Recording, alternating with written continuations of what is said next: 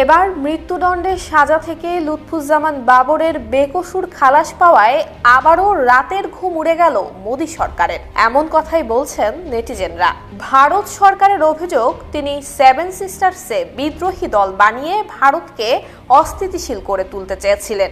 চীন আর পাকিস্তান মিলে ভারতকে যতটুকু নাকানি চোবানি খাওয়াতে পারেনি তা ঘটিয়েছেন লুৎফুজ্জামান বাবর। তাই একসময় বাবরের নামে কেঁপে উঠত ভারত সরকার।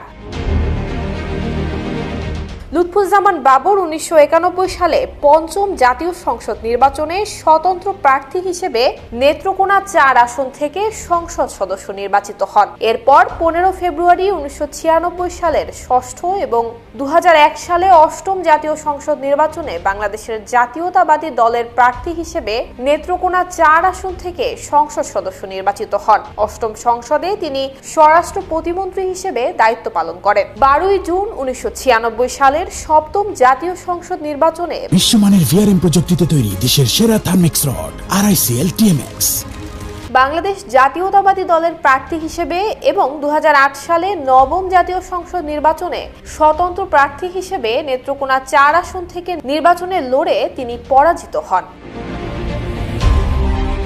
2004 সালে বাবর 10 ট্রাক ভর্তি অস্ত্র, গোলাবারুদ, রকেটের লঞ্চার নিয়ে ভারতে পাঠাতে চেয়েছিলেন এমন অভিযোগই ছিল তার বিরুদ্ধে। ভারতের অরুণাচল প্রদেশ, আসাম, ত্রিপুরা, নাগাল্যান্ড, মণিপুর, মিজোরাম এবং মেঘালয় মূল ভারত থেকে আলাদা হতে চেয়েছিল। আর সেই সময়টাতেই ভারতের জন্য আতঙ্ক বনে যান লুৎফুজ্জামান বাবর। তবে সরবরাহ করা সেই অস্ত্র পরবর্তীতে জব্দ করা হয়।